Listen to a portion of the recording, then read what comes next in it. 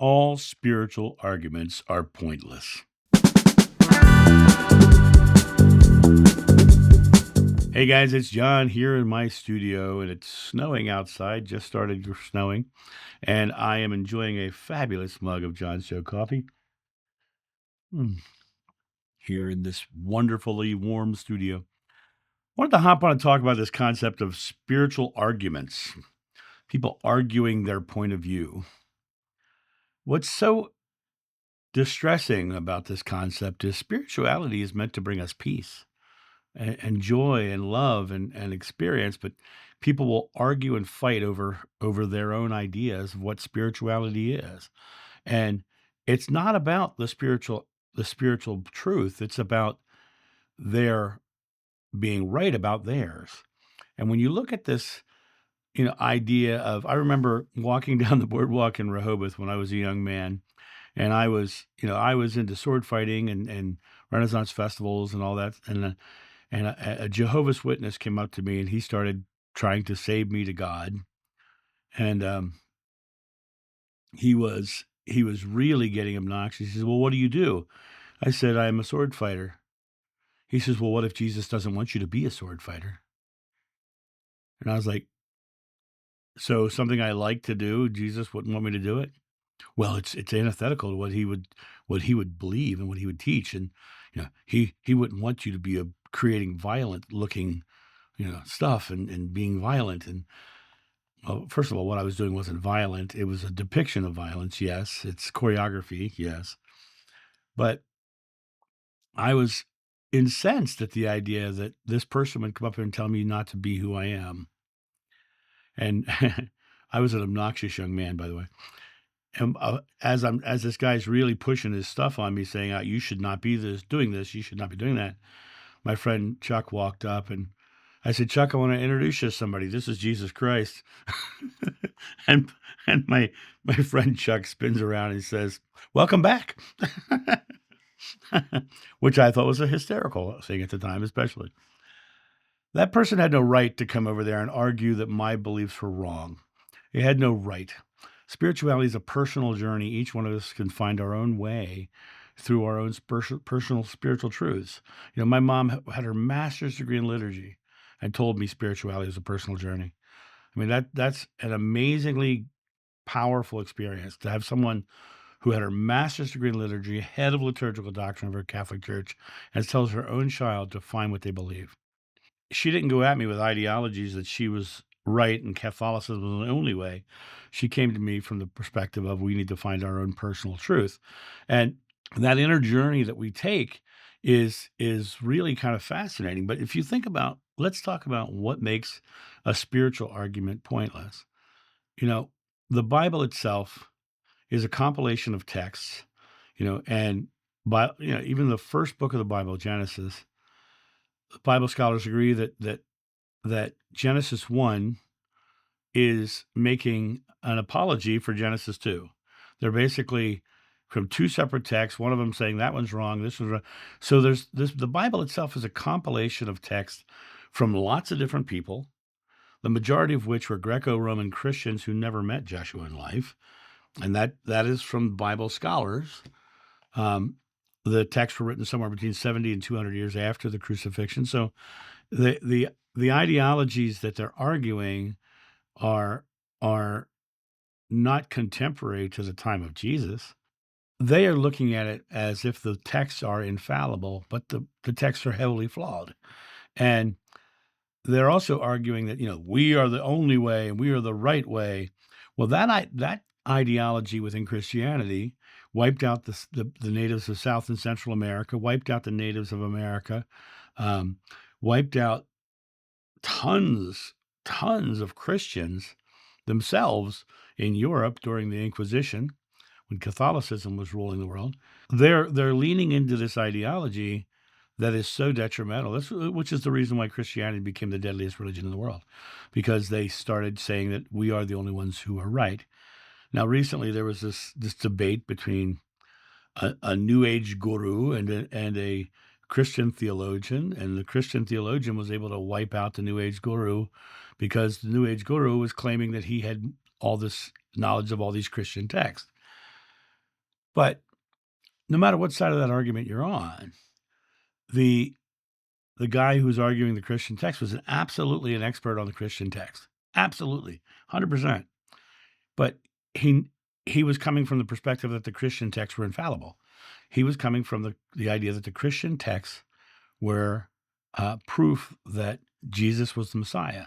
So he was coming from a very um, Christian belief, and the other guy was coming from trying to figure out things and do. But in reality, the one guy was, like I said, very well versed in all the Christian texts, but he never really acknowledged that the Christian texts themselves are not infallible or flawed in any way. In fact, he was trying to argue that they were perfect. He was trying to say that they, in fact, he at one point he said, Codex Sinaiticus and the King James Version are almost perfectly exact. And then later on, in a different interview I just saw him do, he said, well, of course there's 14,000 discrepancies between the two because one of them's in Greek and one of them's in 17th century English. Well, so you can't have it both ways. They can't be identical and they can't have so many discrepancies. So when you look at it from that perspective, is he's arguing from his Christian belief, and that perspective negates the historicity. It's not historical at this point. And so it's a matter of faith. He's claiming that these things are infallible. So a spiritual argument is pointless because no matter what side of this story you're on, one guy's claiming that's his belief, the other guy's claiming that's his belief. He's backing it up with the texts that are designed to show his belief, but the texts themselves are flawed and fallible. So the concept of a spiritual argument is totally pointless. My mom said, like I said, spirituality is a personal journey. But one of my regression memories, Jeshua said, when you seek a path is laid before you. And until you turn the path back to yourself, you never find the doorway. When you are arguing your beliefs to somebody else, you're not going within. You're going without to prove that you're right. And that in my mind does not elicit peace or joy or compassion. That completely goes against everything that spirituality is supposed to be. You know, all of these myths, these symbols, these practices created to explain the unexplainable, they're all different for every version, right? 30% of the world believe they're Christian. 70% of the world doesn't. But when you drop into your camp and you say ours is the only way, finding Jesus as your Savior is the only way, you have negated 70% of the world. And what's really interesting is when you actually dive into the statistics, that 30% of the world, less than half of them are actually practicing. So it really comes down to understanding that these spiritual arguments are just a pointless exercise in control. You're trying to create control to make sure that you're right, to make you feel better about your own choices, your own conscious choices. When you dive into all of them, all of the religions, you find love at its core. You find treat others as you would want to be treated at its core. You find thoughts being creative in every one of them. And that God is love, right? And that your present moment is key to your experience. You find that in every one of them, even Christianity. So what is the rest of the stuff they're arguing? They're arguing the pointless laws and ideologies that man has put around something far more simple, in my opinion. They miss the point. Are you trying to be peaceful? Are you trying to be loving? If God is love, then be love. Why then? If you're arguing your point, you're not being love. You're being control. You're being um, in a situation to make yourself feel superior because of your beliefs, and that's coming from your own personal need to be right and prove someone else wrong. Personal truth is a feeling, and it's a feeling that's experienced and not imposed. In fact, the second you try to impose your belief on somebody else, your belief automatically does not feel good to them because you're trying to subjugate it because you're trying to subjugate them to your ideologies. They feel the subjugation, not the ideologies. Um, it's when you look at it from the concept of when you are creating your life and you are living your life and you are treating people well and you are experience that good in return, you find out very quickly that simplicity of that way you live, be the change you want to see in the world. It's far more clear than the argument and the fights and the trying to prove someone wrong by trying to subjugate them to your belief system. So here's what I would say. Define your life by the results of your choices. If you believe that God is love, then that's a choice. Then you can go out in the world and you can start loving people. You can start looking at people from a perspective of whatever you do to the least of my brothers, that you do unto me. And you start loving people no matter what they believe, you're going to see an amazing response to your own spirituality. It's your religiosity that creates the schism. The religion is the mind of man creating laws around God that say you have to adhere to. You have to believe that Jesus is your savior. I don't believe Jesus was a savior, and I have past life memories of him. I believe he was a man who found his personal divinity within and was showing us ours. And so, in that regard, I look at everybody in the world. I travel through Muslim countries. I have beautiful experiences because I don't treat them as Muslims. I don't treat them from the religious argument perspective. I treat them as another aspect of God. I treat them as someone who has love within them, and I can then take my love and I can express it. And I got nothing but love in return every time I did that. I didn't try to argue Christianity or Islam. Of course, I don't believe I have any religion. And because I don't believe I have any religion, I don't have religious arguments. I don't have spiritual arguments. The point of this is how you live your life. If you can be Christian and loving. My mom was beautiful, was Christian, she was loving, got along great, right? I have friends who are Muslim, we get along great. I have friends who are Wiccan, we get along great.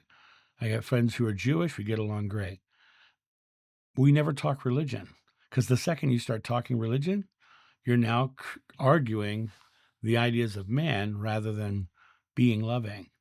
And instead of arguing or, practice being loving, just start just being loving without even thinking about how they believe. You know, the world around us is a representation of our belief.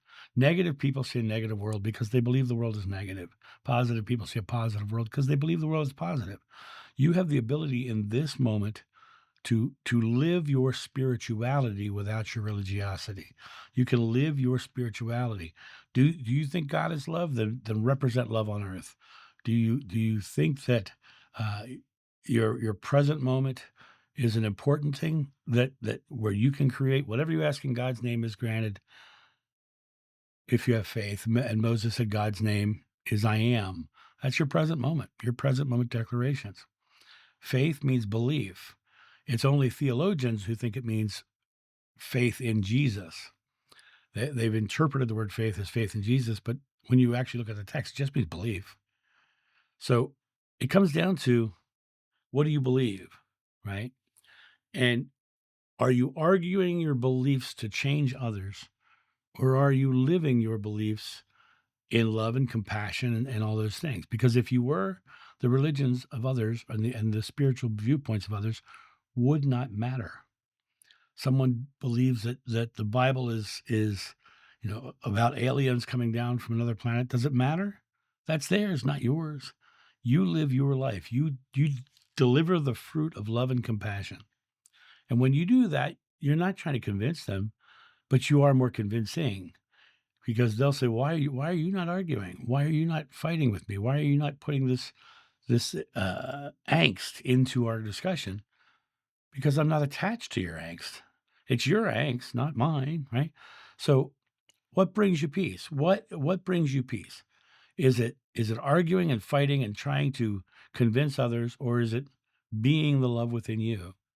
And if it's being the love within you, then that is what you should be doing instead of trying to convince others that your way is right, because that is just you having a struggle with your own faith, with your own belief. You need to convince others that you're right because your faiths are not concrete. And when you look at this from the experience of how do I treat people and how do people treat me?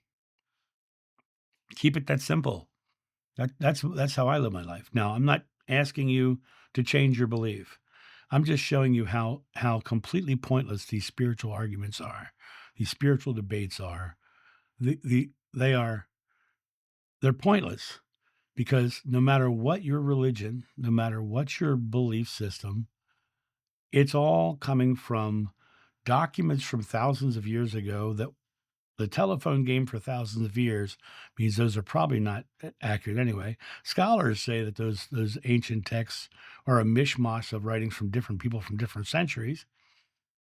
And when you look at it from that perspective, it's like you're putting all of your belief in a text that is in no way, shape, or form infallible.